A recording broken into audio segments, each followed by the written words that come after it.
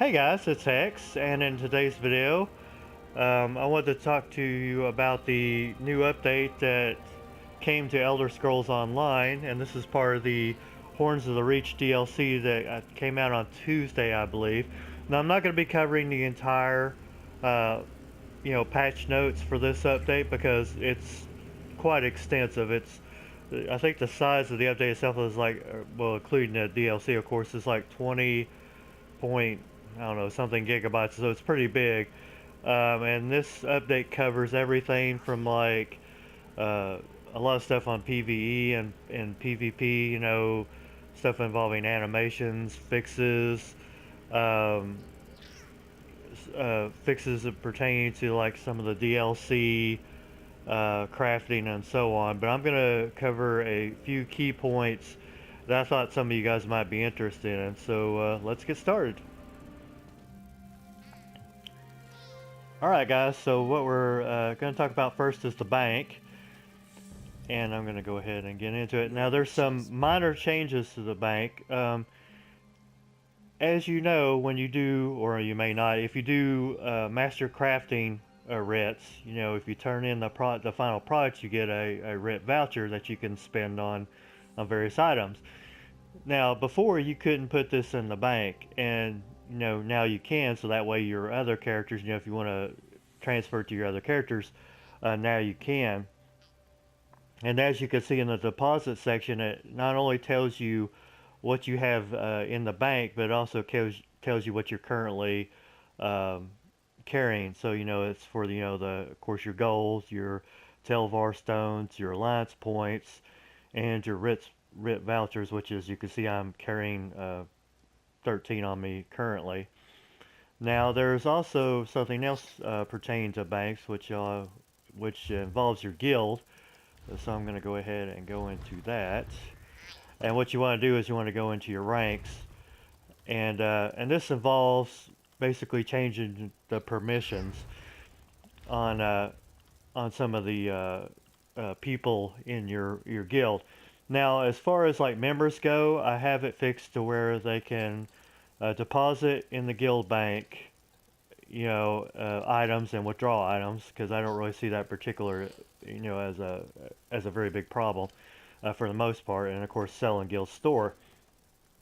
Now, the big thing for some people is now for me, I don't particularly charge to be in this guild because there's a lot of guilds that will charge something like 5,000 a week for you to be in the guild, and that does curb uh, thievery to a certain extent, because they're less apt to just go and take all the gold. Um, but I really don't like to charge, so what I usually do is I just go ahead and just you know take out the withdrawal uh, bank gold option. And what they do is they go through me. So if they want like an X amount of gold, they just message me, and if I find it a reasonable amount, I will send them a message back with the amount that they asked for. Now, one of the big options is that a lot of people ask for is view Guild Bank Gold, um, which removes all the the events, because every time you deposit something, it'll say so and so deposited this amount of gold. Now, a lot of people like their privacy, so I could kind of understand that. So I fixed it to where, whoever deposits or withdraws from the bank, no one knows except for me, because I have to be in charge of it. But no other member knows, what they're doing, because they want that bit of privacy. Um, Now, like I said, I usually take the withdrawal guild bank gold because, and this is not really a new option right here, this particular one. Um, but because I've dealt with thievery in the past. I think at least twice, and I didn't really want to do it this way, but I had to because people, how some people are, they like to ruin it for everybody else by just being basically assholes and just taking all the gold, and just ruining the chances for everybody else to you know withdraw amount that they might actually need. Um,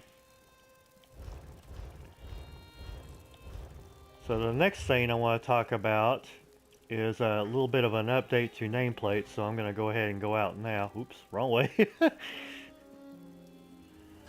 Okay, so another big thing, or at least to me at least, is the ability to customize colors uh, for like NPCs. Now, I'm going to have a link to the nameplates video because this involves nameplates as well. So I'll have a link to it in the description box below, as well as a link to the patch notes that was on the Bethesda site for you guys to look at. That way you get a detail of just the sheer amount of fixes that they did for this update.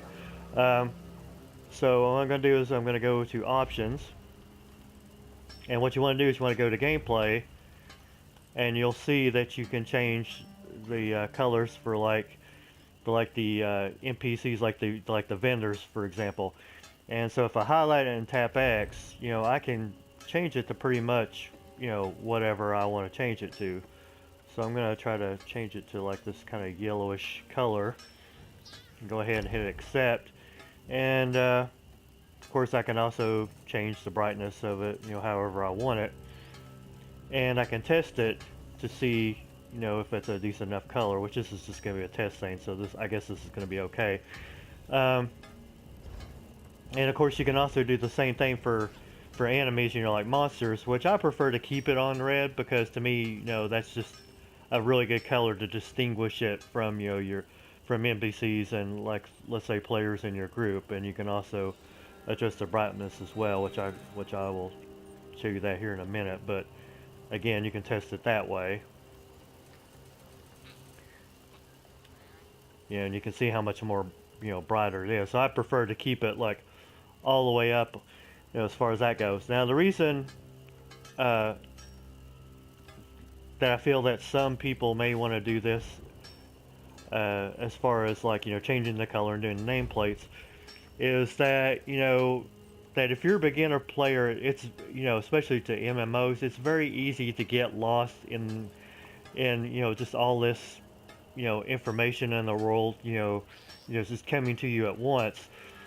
So I could see where somebody might get easily confused. So if you're a beginner, and you can always switch this off later, you can go to, like, you know, friendly NPCs or neutral NPCs even, and the neutral is kind of like the guards and so on, but the friendly is, you know, just stuff, you know, like vendors and so on. So you can sit there and highlight it to maybe always have it on.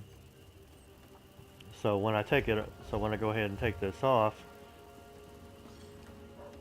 as you can see now, those characters, you know, they have like sort of like an acid green color, but if I, you know, point to them, it changes, you know, the color. That way it acknowledges, as if the crosshairs wasn't enough, but it acknowledges that I am directly pointing at them and I can interact with them. You know, of course you also see the talk as well.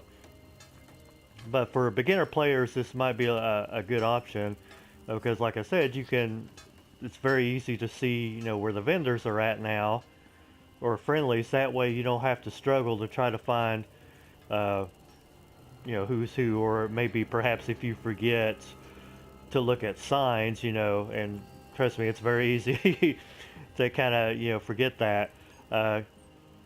You know, of course now all of these are highlighted that you can actually go and you'll be able to see them to visit them. But that's all I wanted to talk to you guys for today. Like I said, this wasn't going to be a really, you know, in-depth look at it, but this was some points that I kind of thought was, you know, interesting.